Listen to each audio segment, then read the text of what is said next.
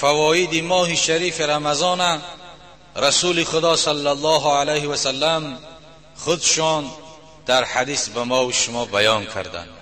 که آدمی روزدار چه حالت دارد، چه اجر ثواب دارد، در حالت روزداریش در کدام حالت است. رسول خدا میگه هر وقتا که شخصی روزدار از خوابش بیدار شود در ماه شریف رمضان و تحرک فی فراشه، در جاگه خوابش بجنبه، و تقلب من جانب الى جانب، در شب خوابش یا در روز که خواب میکنه روزدار از این طرف به این طرف، ای پهلو به این پهلو، وقتی که روزدار میگردد فرشته ندا میکرده است، فرشته ندا میکرده است، یقول له ملک قم بارک الله فیک و رحمک الله، خیز رحمت کند تر خداوند پروردگار جل جلاله و خداوند جل جلاله در تو برکت عطا کند. فاذا قام بنیت الصلاة، وقتی که او شخص روزدار گرسنه به نیت نماز خواندن از جاگه خوابش وقتی که حرکت کرده میخیزد، فرشته ندا میکند و یقول، فرشته میگوید در حق او بنده که یدعو له فراش و یقول اللهم اعطیه فرشة المرفوعه، خدایا یک جاگه در جنت برای این بنده تیار بکن. و اذا لبس ثوبه، وقتی که شخص روزدار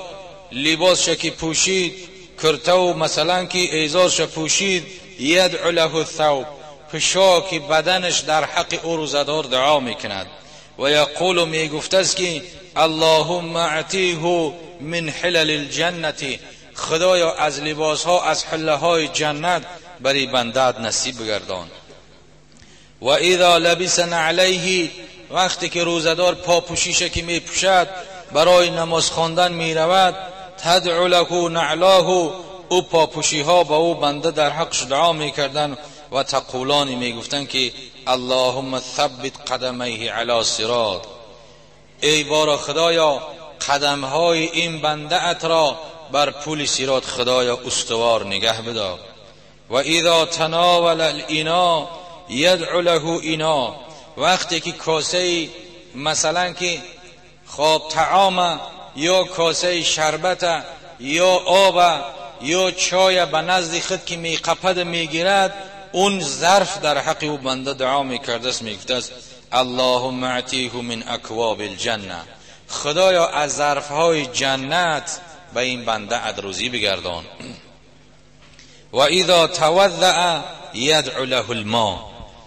و وقتی که او بنده طهارت میکرده است، آب همون طهارت شان در حق او بنده روزدار دعا میکرده است و یقول، میگفته است که اللهم طهره من الذنوب والخطایا، آب در حق روزدار دعا میکرده است که خدایا ای بنده روزدارت را سهو و خطای ایره، خطاهای او را، گناههای ایره خدایا تو ببخش، ایره پاک بساز. و اذا قام الى الصلاة یدعو له البیت، وقتی که طهارت کرد به بالای جای نماز ایستاد، اون خانه در حق او بنده دعا میکند. نماز نافله باشد،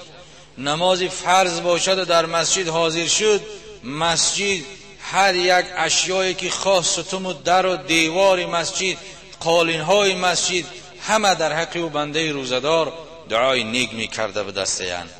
و میگفته به دستیان و یقول اللهم وسع قبره و نور حفرته و زید رحمته، خدایا قبر این بنده ات را با مثل همین خانه و مثل همین مسجد کشاد بگردان